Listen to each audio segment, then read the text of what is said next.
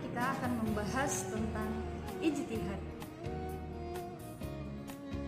Kata ijtihad berasal dari kata berbahasa Arab jahada yang berarti pencurahan segala kemampuan untuk memperoleh sesuatu dari berbagai urusan. Ringkasnya, ijtihad berarti sungguh-sungguh atau bekerja keras dan gigih untuk mendapatkan sesuatu. Adapun secara terminologis, definisi ijtihad yang dikemukakan oleh ahli usul fikih adalah pengarahan segenap kesanggupan oleh seorang ahli fikih atau mujtahid untuk memperoleh pengetahuan tentang hukum-hukum syar'i. Pada pengertian ini, ijtihad memiliki fungsi mengeluarkan atau istinbat hukum syar'i, sehingga ijtihad tersebut tidak berlaku di lapangan teologi dan akhlak. Dasar penetapan ijtihad yang pertama adalah Al-Quran. Ayat Al-Quran yang dipahami oleh para ulama sebagai ayat yang menunjukkan dan menjelaskan penetapan ijtihad sebagai dasar tasyri' atau penetapan hukum adalah surah An-Nisa ayat 5 yang berbunyi, A'udzu billahi minasyaitonir rajim. Bismillahirrahmanirrahim. Wala tu'tus sufaha'a amwalakum allati ja'alallahu lakum qiyaman warzuquhum fiha waqsuhum wa qulu lahum qawlan ma'rufa. Yang artinya, hai orang-orang yang beriman, taatilah Allah dan Rasul-Nya dan orang-orang yang memegang kekuasaan di antara kamu. Kemudian, jika kamu berlainan pendapat tentang sesuatu, maka kembalikanlah ia kepada Allah atau Al-Quran dan Rasul, ataupun yang dimaksud dengan sunnah Rasul. Di dalam ayat yang sama juga terdapat penegasan Allah Subhanahu wa Ta'ala yang berbunyi, jika kalian berselisih pendapat tentang suatu hal, maka kembalikanlah kepada Allah dan Rasul-Nya. Pengertian dari seruan ini adalah tersirat adanya perintah untuk melakukan kias atau analogi terhadap hukum-hukum yang secara tidak tegas diatur di dalam Al-Quran dan Al-Sunnah. Artinya persoalan ini dikembalikan kepada Al-Quran dan Sunnah, yaitu dengan dikiaskan pada hukum yang ada di dalamnya. Dapat saja terjadi suatu masalah secara lahiriah berbeda, namun esensinya sama dengan yang sudah diatur secara tegas dalam Al-Quran maupun di dalam As-Sunnah. Untuk kasus demikian, maka hukumnya dapat dianalogikan.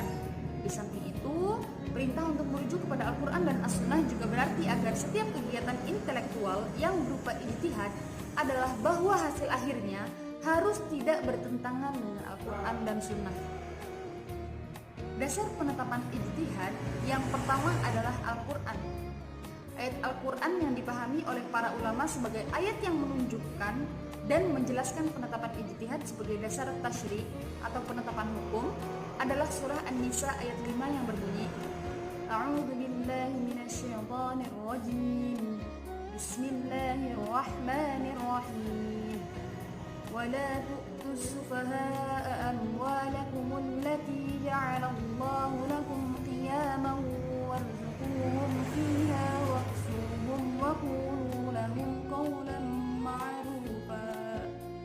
Yang artinya, hai orang-orang yang beriman, taatilah Allah dan Rasul-Nya dan orang-orang yang memegang kekuasaan di antara kamu.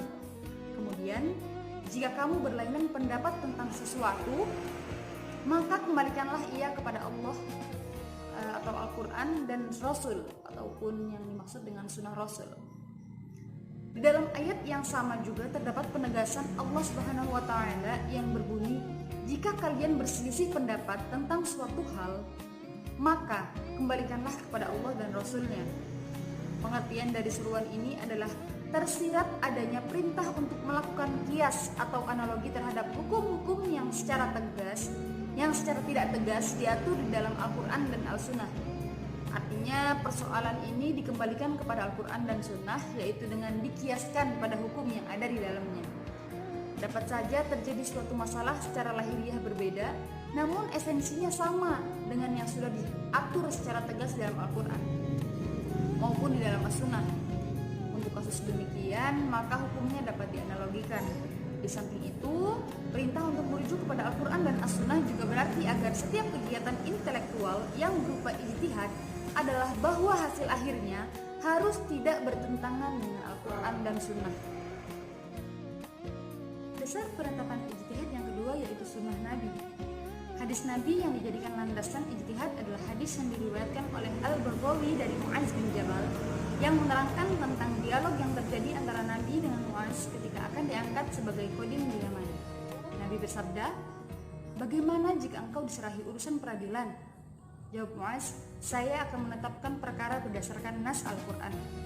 Nabi bertanya, "Bagaimana jika tidak kau dapatkan di dalam Al-Quran?" Jawab Mu'adz, "Dengan sunnah Rasul." Kemudian Nabi mengakhiri pertanyaannya dengan, "Bagaimana jika di dalam sunnah pun tidak kau dapatkan?" Mu'adz menjawab, "Saya akan mengerahkan kemampuan saya untuk menetapkan hukum dengan pikiran saya." Rasulullah SAW mengakhiri dialog tersebut dengan mengatakan, "Segala puji hanya bagi Allah yang memberikan petunjuk kepada utusan Rasulnya, jalan yang diridhoi." Penetapan ijtihad yang ketiga maksud saya, yaitu dalil akli. Allah menciptakan syariat Islam yang dibawa Nabi SAW merupakan yang terakhir dan berlaku sampai hari akhir. Perlu diingat bahwa nas atau teks Al-Quran dan As-Sunnah sangat terbatas jumlahnya. Sementara kejadian demi kejadian terus berjalan sepanjang zaman sesuai perkembangan situasi.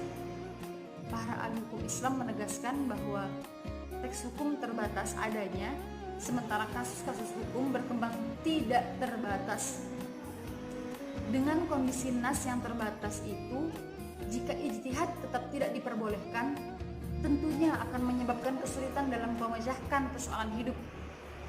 Oleh karena itu, diperlukan ijtihad untuk menemukan hukum sebagai solusi atas problematika yang muncul di era kontemporer ini. Selanjutnya, apa saja ruang lingkup ijtihad? Abdul Wahab Khalaf menegaskan bahwa ruang lingkup ijtihad meliputi dua lapangan kajian. Yang pertama, peristiwa yang terdapat nas namun tidak cukup jelas dan pasti atau bersifat dhanni, yang dimana sifat dhanni adalah merupakan dugaan dari segi riwayat maupun dalalahnya. Yang kedua, peristiwa yang memang tidak ada nasnya sama sekali. Disinilah lapangan ijtihad tempat para mujtahid mencurahkan segenap daya kemampuan intelektualnya untuk menemukan sebuah ketetapan hukum sebagai solusi dan jalan keluar dari problematika yang dihadapi umat. Bagaimana sih hakikat maskoti dan dhani? Tentunya persoalan penting yang selalu menjadi salah satu fokus penelitian dalam konsep ijtihad adalah ketika sampai pada pembicaraan apa yang dinamakan dengan qati dan dhani. Dalam konsep usul fikih tentunya, apa yang disebut dengan qati adalah sesuatu yang tidak bisa diubah-ubah oleh ijtihad, yaitu hukum-hukum yang secara sharih ditunjuk oleh Al-Quran dan As-Sunnah. Sementara yang disebut dengan dhani adalah hukum-hukum yang petunjuk nasnya kurang atau bahkan tidak sharih, dan nas tersebut dapat mengandung pengertian yang berbeda-beda. Namun demikian, hal yang mesti diingat adalah bahwa penetapan qati dan dhani ini pun merupakan perumusan yang sifatnya juga ijtihadiyah, sehingga tidak memiliki kepastian yang tetap. Pada saatnya memang harus dikaji ulang dan ditinjau kembali terhadap konsep qati dan dhani di dalam hukum Islam. Ijtihad senantiasa terbuka sepanjang zaman tentunya. Seiring perkembangan zaman kehidupan manusia itu, ijtihad tentunya tetap selalu dibutuhkan sebagai solusi atas kejumudan Islam dan ketaklidan penganutnya. Namun, hal yang demikian bukan berarti semua orang boleh secara bebas dan semaunya melakukan ijtihad. Abdul Wahab Khalaf juga menjelaskan adanya 4 syarat bagi mujtahid. Yang pertama, mengetahui bahasa Arab. Hal ini penting sekali sebab orientasi pertama seorang mujtahid adalah nas Al-Quran dan Al-Hadis serta berupaya memahaminya. Dengan demikian, ia harus mampu menerapkan kaidah pokok bahasa untuk menyimpulkan arti dan ungkapan bahasa tersebut. Yang kedua, memiliki kemampuan atau pengetahuan tentang Al-Quran. Maksudnya, mengerti hukum-hukum yang terkandung dalam Al-Quran yang berupa ayat-ayat yang menjadi nas hukum, dan juga menguasai metode menemukan hukum dari ayat tersebut. Yang ketiga, mengetahui pengetahuan tentang as-sunnah. Mujtahid harus mengerti juga tentang hukum syar'i yang terdapat dalam sunnah, serta mengerti tingkatan sanad dari aspek sahih atau lemahnya suatu riwayat. Dan yang terakhir atau yang keempat, seorang mujtahid harus mengerti segi-segi mengenai qiyas. Maksudnya adalah mengerti tentang ilat dan hikmah pembentukan syariat, termasuk juga mengerti berbagai peristiwa kemanusiaan dan muamalah, sehingga dapat mengenali sesuatu yang menjadi ilat hukum suatu peristiwa yang tidak ada nas di dalamnya.